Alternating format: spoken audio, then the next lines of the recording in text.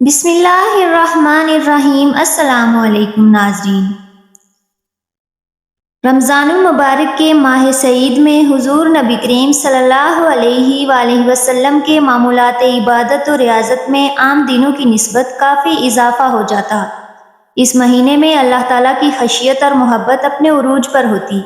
اسی شوق اور محبت میں آپ صلی اللہ علیہ وآلہ وسلم راتوں کے قیام کو بھی بڑھا دیتے۔ حضور نبی کریم صلی اللہ علیہ وآلہ وسلم کے انہی معمولات کا ذکر کیا جاتا ہے تاکہ ہم بھی حضور صلی اللہ علیہ وآلہ وسلم کے اسوے پر عمل کر کے اس مہینے کی برکتوں اور سعادتوں کو لوٹ سکیں۔ حضور نبی کریم صلی اللہ علیہ وآلہ وسلم رمضان المبارک سے اتنی زیادہ محبت فرمایا کرتے تھے کہ اس کے پانے کی دعا اکثر کیا کرتے تھے، اور رمضان المبارک کا اہتمام ماہ شعبان میں ہی روزوں کی کثرت کے ساتھ ہو جاتا تھا۔ حضور نبی کریم صلی اللہ علیہ وآلہ وسلم اس مبارک مہینے کا خوش آمدید کہہ کر استقبال کرتے تھے۔ حضور نبی کریم صلی اللہ علیہ وآلہ وسلم نے سوالیہ انداز کے ذریعے صحابہ کرام سے رمضان المبارک کے استقبال کے بارے میں پوچھ کر اس مہینے کی برکت کو مزید بڑھا دیا۔ جب رمضان المبارک کے مہینہ آتا ہے تو حضور صلی اللہ علیہ وآلہ وسلم صحابہ کرام سے دریافت کرتے، تم کس کا استقبال کر رہے ہو اور تمہارا کون استقبال کر رہا ہے؟ یہ الفاظ آپ نے 3 دفعہ فرمائے۔ اس پر حضرت عمر رضی اللہ تعالیٰ عنہ نے عرض کیا، یا رسول اللہ صلی اللہ علیہ وآلہ وسلم، کیا کوئی وحی اترنے والی ہے یا کسی دشمن سے جنگ ہونے والی ہے؟ حضور صلی اللہ علیہ وآلہ وسلم نے فرمایا، نہیں، ایسی کوئی بات نہیں ہے۔ پھر آپ صلی اللہ علیہ وسلم نے فرمایا، تم رمضان کا استقبال کر رہے ہو جس کی پہلی رات تمام اہل قبلہ کو معاف کر دیا جاتا ہے۔ ام المومنین حضرت عائشہ رضی اللہ تعالیٰ عنہا یہ بتا رہی ہیں کہ حمزہ بن عمر السلمہ رضی اللہ تعالیٰ عنہ نے آپ صلی اللہ علیہ وآلہ وسلم سے یہ پوچھا کہ کیا میں سفر میں روزے رکھوں؟ آپ صلی اللہ علیہ وسلم نے انہیں اختیار دیا کہ اگر چاہو تو روزہ رکھو اور اگر چاہو تو روزہ نہ رکھو۔ یہاں پر روزہ سے مراد فرض روزہ ہے، اس لیے کہ آپ صلی اللہ علیہ وآلہ وسلم کا فرمان ہے کہ یہ اللہ کی طرف سے رخصت ہے۔ اس سے معلوم ہوتا ہے کہ حمزہ رضی اللہ تعالیٰ عنہ کا یہ سوال فرض روزوں کے بارے میں تھا۔ اس کی دلیل ابو داؤد کی روایت کردہ یہ حدیث ہے کہ حمزہ بن عمر و سلمہ رضی اللہ تعالیٰ عنہ نے پوچھا، اے اللہ کے رسول، میں صاحب سواری ہوں جسے میں استعمال میں لاتا ہوں، کبھی اس پر خود سفر کرتا ہوں اور کبھی اسے کرائے پر دیتا ہوں، اور بسا اوقات دوران سفر یہ مہینہ یعنی رمضان آ جاتا ہے اور میں روزے رکھنے کی طاقت رکھتا ہوں۔ اس بات کا بھی احتمال ہے کہ یہ سوال مطلق روزہ رکھنے کے بارے میں تھا، چاہے وہ واجب ہو یا نفل، کیونکہ عائشہ رضی اللہ تعالیٰ عنہا کا قول ہے اور وہ بہت زیادہ روزے رکھنے والے تھے۔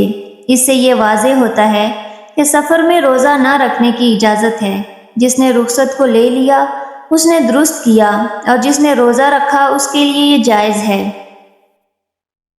اور اس کے روزوں کو واجب کا ادا کرنے والا سمجھا جائے۔ ناظرین، اللہ کے پیارے نبی حضرت محمد مصطفیٰ صلی اللہ علیہ وآلہ وسلم نے اپنی حیات زندگی میں 9 رمضان دیکھے ہیں، یعنی کہ 9 رمضان گزارے ہیں۔ 10ویں رمضان کے شروع ہونے سے پہلے آپ اس دنیا سے پردہ فرما گئے، یعنی کہ آپ اللہ تعالیٰ کے پاس تشریف لے گئے۔ اس طرح سے آپ نے اپنی زندگی میں روزے فرض ہونے سے وفات تک 9 رمضان گزاری ہے۔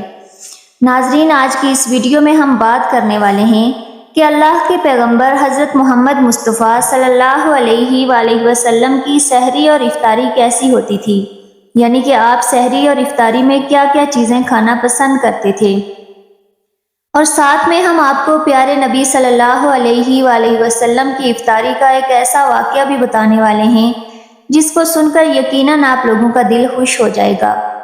ناظرین، حضرت انس رضی اللہ تعالیٰ عنہ فرماتے ہیں کہ اللہ کے نبی صلی اللہ علیہ وآلہ وسلم مغرب کی نماز سے پہلے چند کھجوروں سے افطاری فرماتے تھے، یعنی کہ آپ تازہ کھجوروں سے افطاری فرماتے تھے۔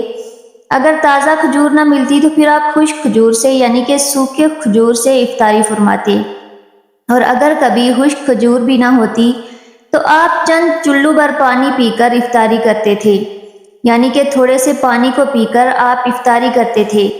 ایک اور حدیث پاک میں ہے کہ اللہ کے نبی صلی اللہ علیہ وآلہ وسلم ان کھجوروں سے یا پھر کسی ایسی چیز سے افطاری فرماتے تھے جو آپ کی پکی ہوئی نہ ہوتی تھی، جیسا کہ پھل فروٹس، یعنی کہ آپ اس طرح کی چیزوں سے روزہ افطار کرنا زیادہ پسند فرماتے تھے۔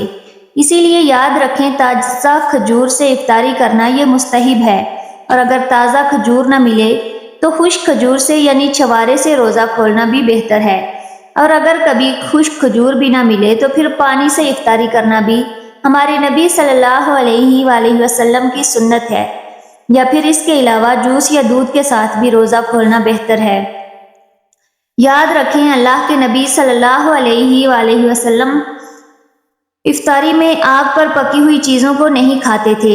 اس کا مطلب یہ نہیں کہ اس کے لیے آپ نے منع فرمایا، بلکہ اس کے بارے میں آپ نے ارشاد فرمایا کہ افطاری میں آگ کی پکی ہوئی چیزوں کو کھانے سے پیٹ کو نقصان پہنچتا ہے، معدے کو نقصان پہنچتا ہے، اسی لیے آپ اپنے آپ کو اس پریشانی سے بچانے کے لیے ایسا کرتے تھے۔ مگر آج کل تو دیکھنے میں آتا ہے کہ زیادہ تر لوگ افطاری میں سموسے اور پکوڑے کو کھانا ہی زیادہ پسند کرتے ہیں، مگر یاد رکھیں ایسا اللہ کے پیارے نبی صلی اللہ علیہ وآلہ وسلم کبھی نہیں کرتے تھے۔ اس کے علاوہ ناظرین، اللہ کے نبی صلی اللہ علیہ وآلہ وسلم جب سحری کھاتے تھے تو بالکل آخری وقت میں کھاتے تھے۔ ادھر حضرت بلال اذان دے رہے ہیں اور ادھر آپ آخری لقمہ کھا رہے ہیں، اور ادھر سورج نیچے ہوا یعنی کہ ڈوبا اور آپ نے اپنے منہ میں کھجور رکھی یعنی کہ افطاری کی۔ ایسا آپ اس لیے کرتے تھے تاکہ اپنی امت پر بھوک کا وقت کم سے کم آئے۔ ایک مرتبہ اللہ کے نبی صلی اللہ علیہ وآلہ وسلم سحری کے وقت میں بکرے کی سری کھا رہے تھے۔ حضرت علی رضی اللہ تعالیٰ عنہ بھی آپ کے ساتھ میں تھے۔ اتنے میں حضرت بلال رضی اللہ تعالیٰ عنہ آئے اور عرض کرنے لگے، یا رسول اللہ صلی اللہ علیہ وآلہ وسلم، وقت ختم ہو گیا ہے، میں اذان دینے جا رہا ہوں، آپ برائے مہربانی کھانا پینا بند کریں۔ اور یہ کہہ کر حضرت بلال اذان دینے چلے گئے اور اذان دینے کی تیاری کرنے لگے۔ اتنے میں حضرت بلال کو خیال آیا کہ پتہ نہیں میرے نبی نے کھانا پینا بند کیا ہے یا نہیں، اسی لیے حضرت بلال رضی اللہ تعالیٰ عنہ واپس آ گئے اور آ کر دیکھا تو ابھی بھی اللہ کے نبی سحری کھا رہے تھے۔ یہ دیکھ کر حضرت بلال نے کہا، یا رسول اللہ، اللہ کی قسم سحری کا وقت ختم ہو گیا ہے، صبح ہو گئی ہے۔ تو یہ سن کر آپ سلم نے اپنے ہاتھ نیچے کر لیے اور کہنے لگے، اے بلال، ابھی وقت باقی تھا، لیکن تیری قسم کھانے پر اللہ نے اس کو پہلے ہی نکال دیا کہ تیری قسم کہیں جھوٹی نہ پڑ جائے۔ پھر حضرت علی رضی اللہ تعالیٰ عنہ نے فرمایا، اگر بلال قسم نہ کھاتے تو جب تک میرے نبی صلی اللہ علیہ وآلہ وسلم کھاتے رہتے تب تک صبح صادق نہ ہوتی۔ اب ناظرین، آپ کو ان 10 چیزوں کے بارے میں بتاتے ہیں جن کو اللہ کے پیارے نبی صلی اللہ علیہ وآلہ وسلم بہت پسند فرماتے تھے اور ان کو شوق کے ساتھ تناول فرمایا کرتے تھے۔ یاد رکھیں، اللہ کے پیارے نبی صلی اللہ علیہ وآلہ وسلم کا کھانا پینا بڑا ہی سادہ تھا۔ شہد، زیتون کا تیل، کدو تو آپ بڑے شوق سے کھاتے تھے۔ آپ اپنے منہ اور دانتوں کا بھی بہت خیال رکھتے تھے، اس وجہ سے آپ کچا پیاز اور لہسن کبھی نہیں کھاتے تھے۔ آپ پیاز اور لہسن کو ان کی بدبو کی وجہ سے ناپسند فرماتے تھے۔ یاد رکھیں، اللہ کے رسول صلی اللہ علیہ وآلہ وسلم کو اگر کوئی چیز یا کوئی کھانا پینا پسند نہ ہوتا تو آپ اس کو چھوڑ دیتے تھے، یعنی کہ اس کو نہیں کھاتے تھے، مگر اس چیز کو آپ برا نہیں کہتے تھے۔ حدیث پاک میں ہے کہ اللہ کے نبی صلی اللہ علیہ وسلم کی عادت مبارکہ تھی کہ آپ کو جس قسم کا بھی کھانا مل جاتا تھا آپ اس کو تناول فرما لیتے تھے، یعنی کہ آپ وہ تمام کھانے جو خدا نے حلال کیے ہیں اس کو تناول فرما لیتے تھے، مگر یہ 10 چیزیں اللہ کے نبی کو بہت زیادہ پسند تھی، ان کو آپ بڑے ہی شوق کے ساتھ تناول فرماتے تھے۔ نمبر 1، کھجور۔ ناظرین، اللہ کے پیارے نبی حضرت محمد صلی اللہ علیہ وآلہ وسلم کو کھجور سب سے زیادہ پسند تھی۔ آپ چند کھجوروں سے افطاری فرماتے تھے، یعنی کہ تازہ کھجوروں سے آپ افطاری کرتے تھے۔ اگر تازہ کھجور نہ ملتی تو آپ خشک کھجور سے افطاری کرتے تھے، اور اگر خشک کھجور بھی نہ ملتی تو آپ پانی سے افطاری کرتے تھے۔ کھجوروں میں سب سے زیادہ آپ کو عجوا کھجور سب سے زیادہ پسند تھی۔ آپ صلی اللہ علیہ وآلہ وسلم نے فرمایا کہ جس گھر میں کھجور ہوتی ہے اس گھر میں کبھی بھی فاقہ نہیں ہوتا۔ نمبر 2، انگور۔ ناظرین، اللہ کے پیارے نبی صلی اللہ علیہ وآلہ وسلم کو انگور کھانا بھی بہت پسند تھا۔ یعنی کہ آپ انگور کو بڑے ہی شوق سے کھاتے تھے، کیونکہ انسانی صحت کے لیے بھی ایک یہ بہت ہی فائدہ مند پھل ہے۔ نمبر 3، انار۔ نبی صلی اللہ علیہ وآلہ وسلم کو انار کھانا بھی بہت زیادہ پسند تھا۔ آپ انار کو بڑے ہی شوق سے کھاتے تھے۔ آپ صلی اللہ علیہ وسلم نے فرمایا کہ انار جنت کے پھلوں میں سے ایک پھل ہے۔ نمبر 4، انجیر۔ اللہ کے نبی صلی اللہ علیہ وآلہ وسلم کی پسندیدہ غذاؤں میں سے ایک غذا انجیر بھی ہے۔ آپ صلی اللہ علیہ وآلہ وسلم نے فرمایا کہ انجیر بھی جنت کے پھلوں میں سے ایک پھل ہے، کیونکہ جنت میں جتنے بھی پھل ہوں گے وہ انجیر کی طرح ہوں گے۔ ان میں انجیر کی طرح نہ کوئی چھلکا ہوگا اور نہ ہی کوئی گٹلی ہوگی۔ اس کے علاوہ آپ صلی اللہ علیہ وآلہ وسلم نے فرمایا کہ انجیر کا پھل کئی طرح کی بیماریوں کو بھی روکتا ہے۔